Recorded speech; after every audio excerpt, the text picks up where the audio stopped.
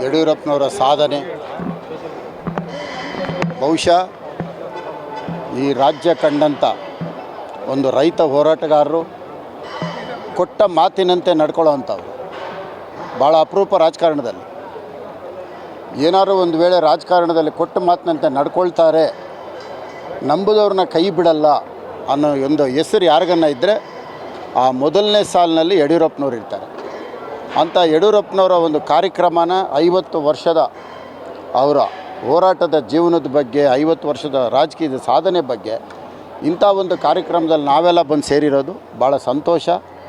ಇದನ್ನು ನೋಡೋವಂಥದ್ದೇ ನಮ್ಮ ಭಾರತೀಯ ಜನತಾ ಪಕ್ಷದ ಎಲ್ಲ ಕಾರ್ಯಕರ್ತರಿಗೂ ಸಹ ಒಂದು ಹಬ್ಬದ ವಾತಾವರಣ ಆಗಿದೆ.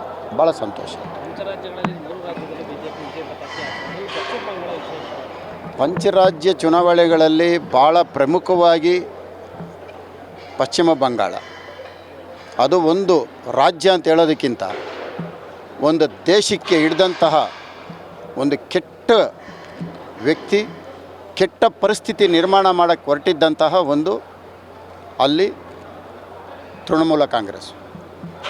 ಅದನ್ನು ಕಿತ್ತಾಕಿರೋದು ಇವತ್ತು ದೇಶಕ್ಕೆ ಒಳ್ಳೆಯದಾಗಿದೆ. ಬಹುಶಃ ಅದನ್ನು ಇಲ್ಲೇ ಬಿಟ್ಟಿದ್ರೆ ಹಿಂಗೆ ಇನ್ನೊಂದು 5-10 ವರ್ಷದಲ್ಲಿ ಇಡೀ ಅರ್ಧ ಭಾರತಕ್ಕೆ ಹಬ್ಬೋಗ್ಬಿಡ್ತಾಯಿತ್ತು. ಅಂಥದ್ದನ್ನು ಇವತ್ತು ಹೇಳಬೇಕು ಅಂದರೆ ಪಶ್ಚಿಮ ಬಂಗಾಳನ ಕ್ಲೀನ್ ಮಾಡಿದ್ದಾರೆ. ದೇಶದ ರಕ್ಷಣೆ ಇದು. ದೇಶದ ಗಡಿ ಆಚೆ ಇರೋಂಥವ್ರನ್ನ ನಾವು ಏನು ಬೇಕಾದ್ರೂ ಮಾಡ್ಬೋದು, ಗಡಿ ಒಳಗಡೆ ಇರೋರನ್ನ ಏನೂ ಮಾಡೋಕ್ಕಾಗಲ್ಲ. ಆ ಗಡಿ ಒಳಗಡೆ ಕ್ಲೀನ್ ಮಾಡೋದು ತುಂಬ ಕಷ್ಟ. ಅಂಥ ಕೆಲಸನ ನರೇಂದ್ರ ಮೋದಿಯವರು, ಅಮಿತ್ ಶಾ ಅವರು ಎಲ್ಲರೂ ಸಹ ಸೇರಿ ಇದನ್ನು ಕ್ಲೀನ್ ಮಾಡಿದ್ದಾರೆ. ಮುಂದಕ್ಕೆ ಪಶ್ಚಿಮ ಬಂಗಾಳಕ್ಕೆ ಒಳ್ಳೆಯ ದಿನಗಳು ಬರುತ್ತೆ. ಕರ್ನಾಟಕದ ಬೈ ಎಲೆಕ್ಷನ್ನು ಸರ್ಕಾರ ಇದ್ದಾಗ ಸಾಮಾನ್ಯವಾಗಿ ನಾವು ಕಂಡಿರೋಂಗೆ ಉಪಚುನಾವಣೆಗಳು ಸರ್ಕಾರ ಯಾವುದಿರುತ್ತೋ ಅದ್ರ ಪರವಾಗಿರುತ್ತೆ. ಕಾರಣ ಸರ್ಕಾರ ಇರೋ ಕಡೆಗೆ ಓಟ್ ಹಾಕಿದ್ರೆ ನಮಗೇನಾದ್ರು ಅಭಿವೃದ್ಧಿ ಆಗ್ಬೋದು ಅನ್ನೋ ಉದ್ದೇಶ.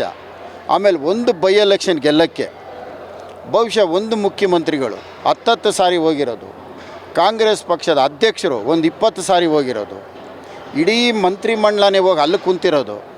ಇತಿಹಾಸದಲ್ಲಿ ಇಷ್ಟು ಕಷ್ಟಪಟ್ಟು ಗೆದ್ದಿರೋಂಥದ್ದು ಯಾವುದನ್ನು ಇದ್ದರೆ ಅವು 2 ಕ್ಷೇತ್ರಗಳು ಮಾತ್ರ ಆಗಿರುತ್ತೆ.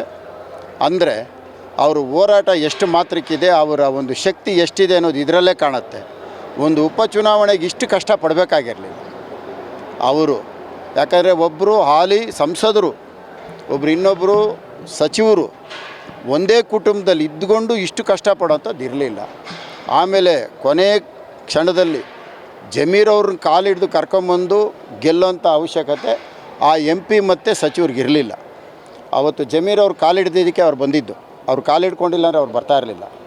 ನೀವು ದಯವಿಟ್ಟು ನಿಮ್ಗೆ ಹೇಳಿರೋ ತಪ್ಪಾಗಿದೆ, ನಾವು ನಿಮ್ಮನ್ನು ಏಕವಚನದಲ್ಲಿ ಮಾತಾಡಿರೋ ತಪ್ಪಾಗಿದೆ. ಹಾಗಾಗಿ ನೀವು ಬಂದು ನಮಗೆ ಇಲ್ಲಿ ಮತಯಾಚನೆ ಮಾಡಬೇಕು ಅಂತ ಕೇಳಿದಾಗ ಆದರೂ ಜಮೀರ್ ಭಾಳ ಬುದ್ಧಿವಂತಿಕೆಯಿಂದ ಮನೆಗೆ ಹೋಗಿ ಊಟ ಮಾಡ್ಕೊಂಡು ಹಂಗೆ ಹೋಗ್ಬಿಟ್ರು. ಎಲ್ಲೂ ಒಂದು ಕಡೆನೂ ಅವರು ರ್ಯಾಲಿ ಮಾಡೋದಾಗಲಿ ಓಟ್ ಕೇಳೋದಾಗಲಿ ಏನೂ ಮಾಡಿಲ್ಲ. ಅವ್ರು ಕಾಲಿಡ್ದು ಬೇಡ್ಕೊಂಡಿದ್ದಕ್ಕೆ ಮನೆಗೆ ಬಂದು ಊಟ ಮಾಡೋಗಿದ್ದಾರೆ ಅಷ್ಟೇ.